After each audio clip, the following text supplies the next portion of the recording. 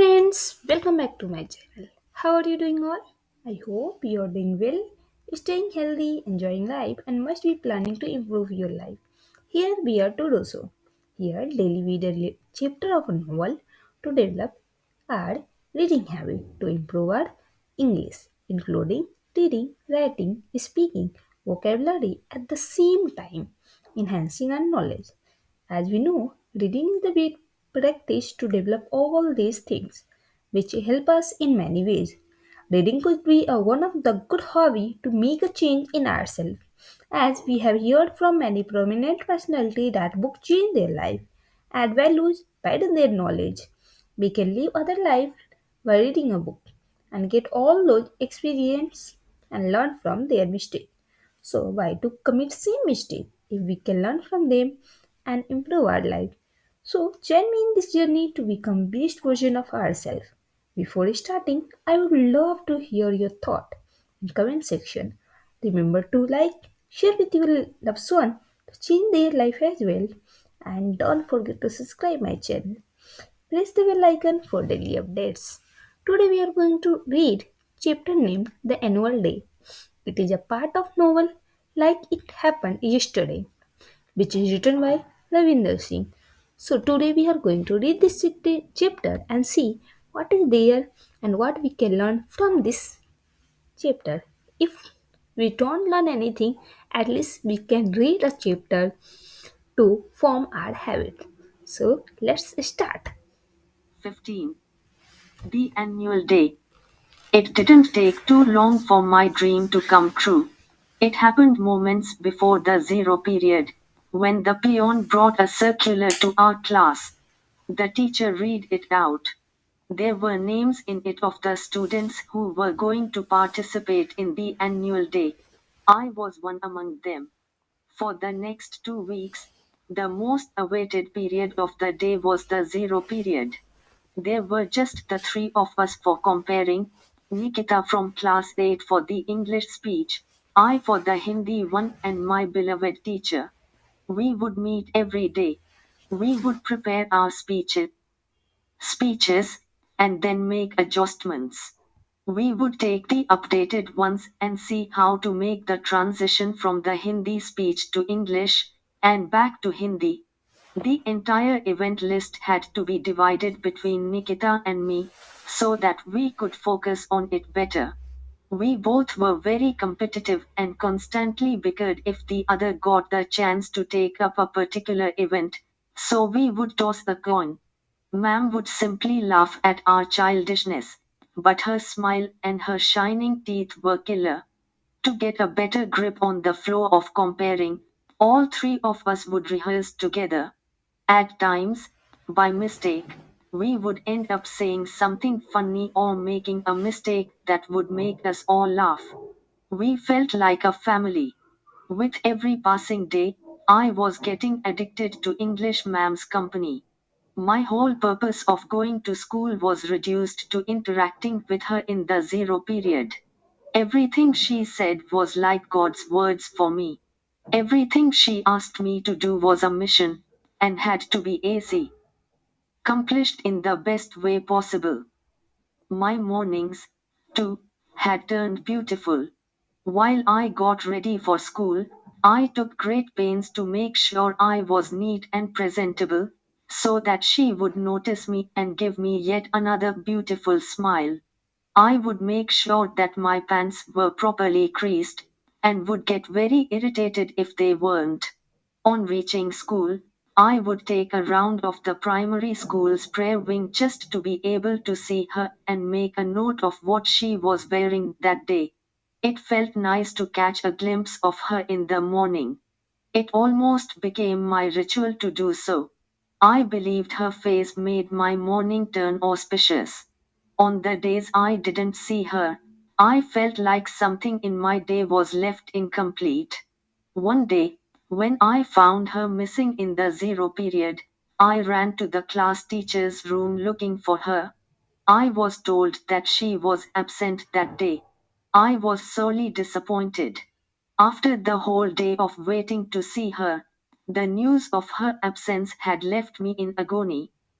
I also felt something that I had never felt earlier in my life.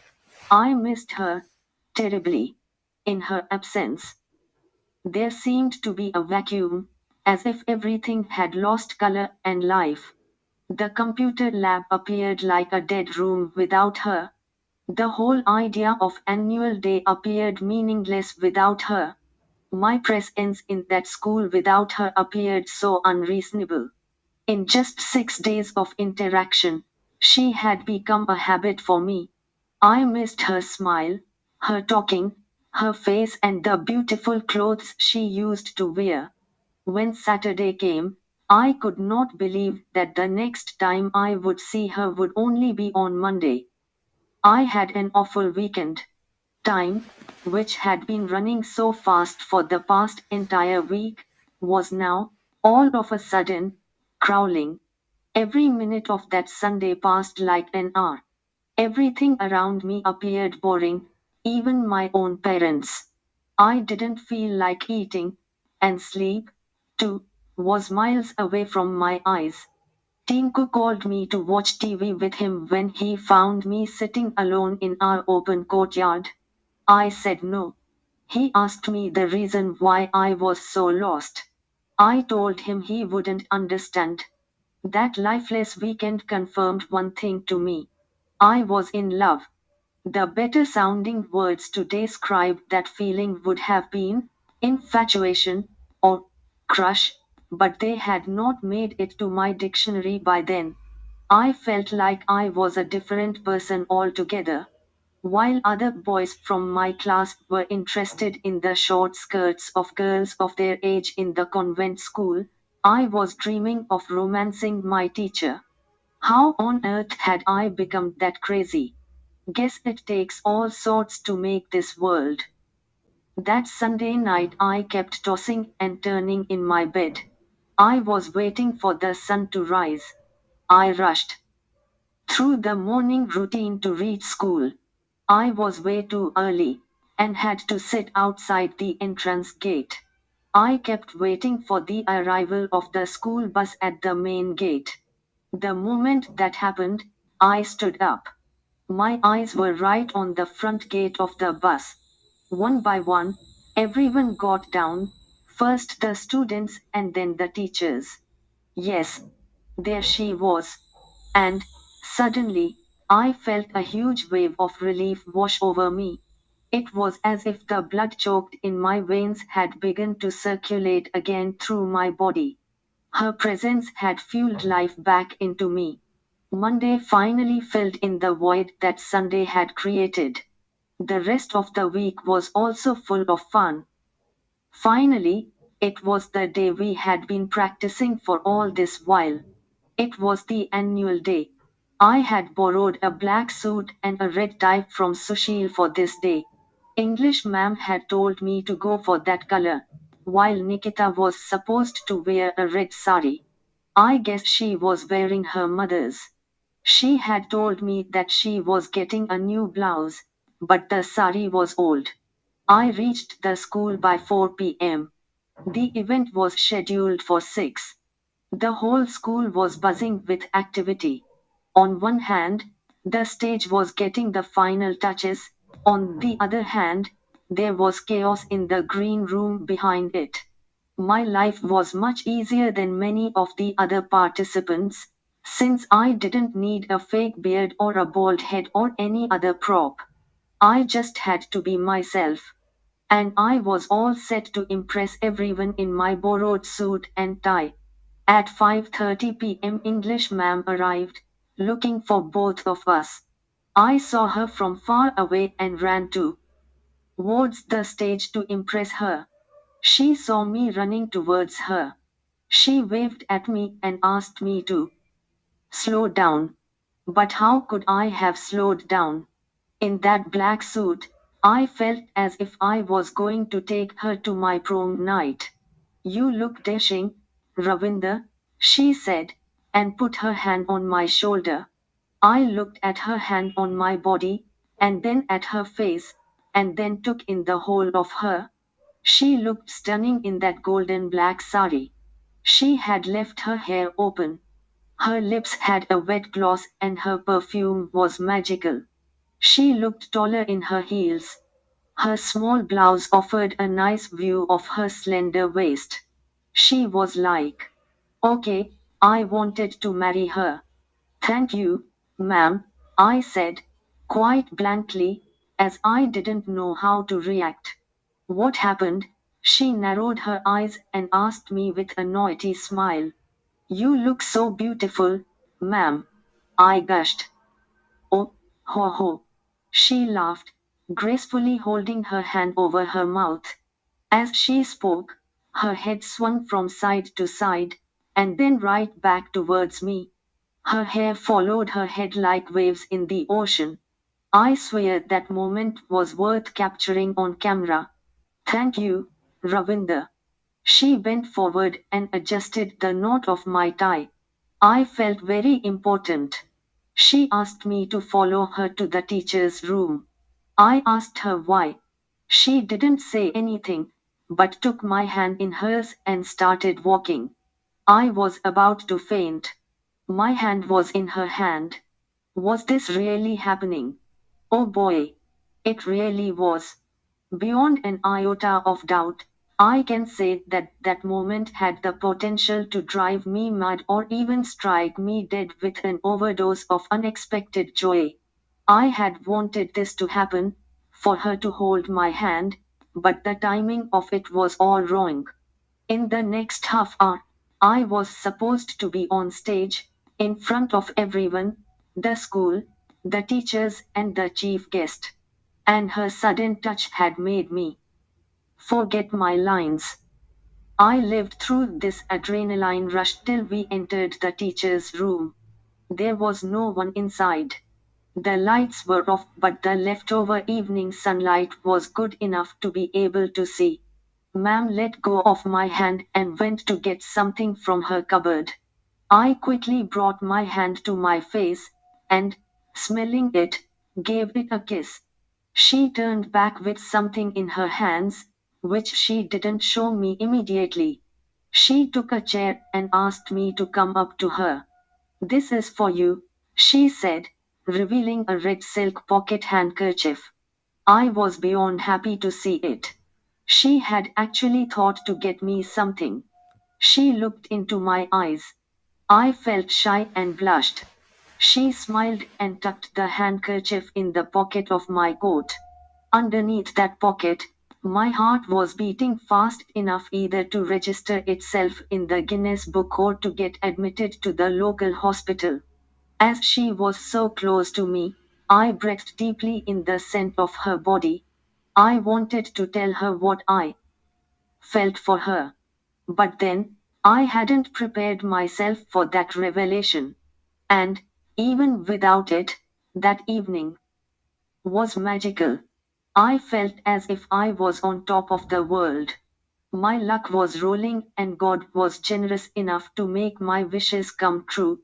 Half an hour later, I was on stage. I looked at Ma'am sitting right in front of me in the front row. She gave me a thumbs up sign. I looked at my pocket handkerchief and smiled at her. The next 2 hours were awesome. I grew more and more confident as I spoke, and the transitions from my speeches into those of Nikita's happened very smoothly. People clapped every time we came onto the dais to close the previous event and introduce the next one. And then, just as it had started, the evening came to an end. Nikita and I took a huge applause, another moment I would never forget. After the event, I met up with English ma'am near the entrance of the green room. It was where most of the performers were getting their makeup removed and changing their dresses. Even before I could say anything, ma'am approached me. Nikita, too, was right next to me. Brilliant, she said, as she congratulated the two of us. We thanked her. But Nikita left us as soon as she heard her father calling her name from a distance near the podium. I bade her goodbye and thanked God for allowing me some private moments with English ma'am. It was the ideal time to celebrate my newly formed bond with her.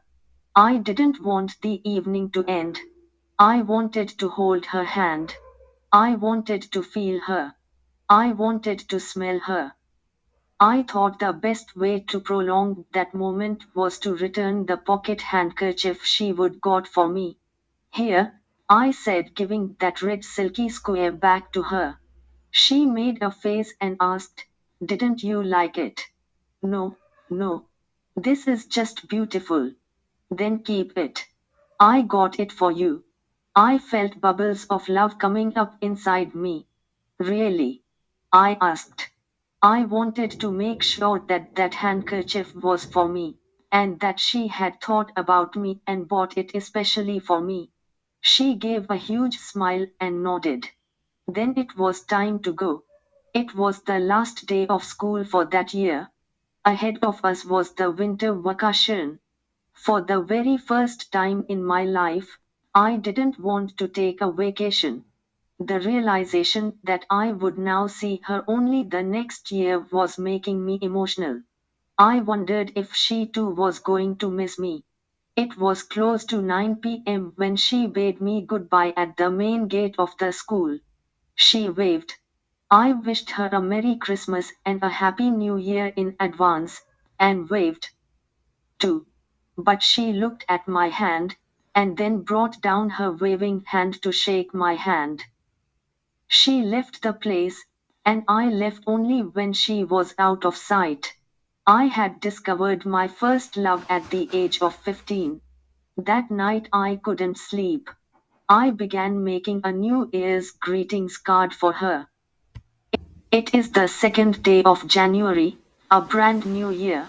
My body smells of Pear's soap and my face smells of the Pond's cold cream that Mom has forcibly rubbed onto it, and which otherwise I avoid. I wear the red school sweater over my uniform. I am excited to return to school. It has been exactly 8 days now since I have seen English ma'am. I am finally going to meet her today. I cannot suppress the smile that's playing hide and seek on my face. All through my journey from Burla, I prepare for what I will say the moment I see her. In the crowded bus, perched onto the bonnet adjacent to the gear stick, next to the driver's seat, I am lost in my own thoughts. The noise of people, the squibbling of two ladies at the back over who had grabbed a seat first, the loud monetary negotiation between the conductor and a passenger, it all fails to make its way to me. My mind is relaxed and fresh. There is joy in my heart. Everything around me looks beautiful, even the helper of the bus who appears as though he hasn't taken a bath in a week. Every time the bus driver applies the brakes, I skid a bit further on my perch. The impact jerks me back to reality, reminding me of the thing in my hands, which I must keep absolutely safe. It's a greetings card that I had made on a folded white chart paper. It's too big for my school bag, so I am carrying it in my hands. I have to give it to someone special in my school. I tell the driver when he asks me what it is. I tell him to drive slowly, so that it does not get soiled. He smiles at me. I have painted it with watercolors. There is some cotton stuck on the paper to replicate winter snow, even though I have never seen snow in my life. I think the snow is romantic. There is also a picture of the red silk pocket handkerchief in it. I know she will recognize it. It is our secret. From the bus stop till my school, I walk, guarding the card with utmost care. A mad truck speeds past me and splutters dirt onto me. In that cloud of dust, I have stepped into a puddle and spoiled my shoes and socks. But I am happy enough to have managed to save that card. By the time I reach the school gate, I am tired of holding that card, but I hope she will love it. I have been holding it that way for more than an hour and a half. I keep the card on my desk and clean myself up. I want to look perfect when she sees me for the first time after the long break. In every corridor of the school, everyone is wishing everyone else a happy new year. I don't stop to wish anyone, nor do I respond to their wishes. I creep, then walk and then run to the teacher's room. I want to give her my wishes before anyone else does. Minutes before the students and the teachers assemble for the prayer, I am in front of the teacher's room. A number of teachers are gathered around the long table in the room. They are all busy wishing each other. I knock at the door to ask for permission to come in, but in that loud crowd, no one can hear my knock. Unable to stop myself, I slowly walk in. Right then, something strange happens. I noticed that the teachers are not quite wishing each other. They are all saying congratulations to a particular someone. There are laddus in their hands. I hear her name. And I hear it again. I feel a tap on my shoulder. It is our Punjabi ma'am. Before she can ask me what I am doing there, the Hindi sir calls out from the other corner of the room, Ari, Punjabi ma'am, suna aapne? हमारी English ma'am की शादी tie हो गई है आइए mummy का कीजिए have you heard the news? Our English ma'am's marriage has been fixed. Come, have some sweets. I hear that, loud and crystal clear. All of a sudden, I can no longer move. I feel a deep pain in my chest, as if someone has stabbed me. I can't hear any voices anymore. In front my eyes, there are teachers, so many of them, but I fail to identify them. They ask me what has happened. I don't answer them. I stand there with my greetings card in my hand. I try to move my feet, but I have once again frozen. I try hard to move. I don't want to cry in front of everyone. All of a sudden, I hear her voice. But I no longer want to face English ma'am. I run away from that place.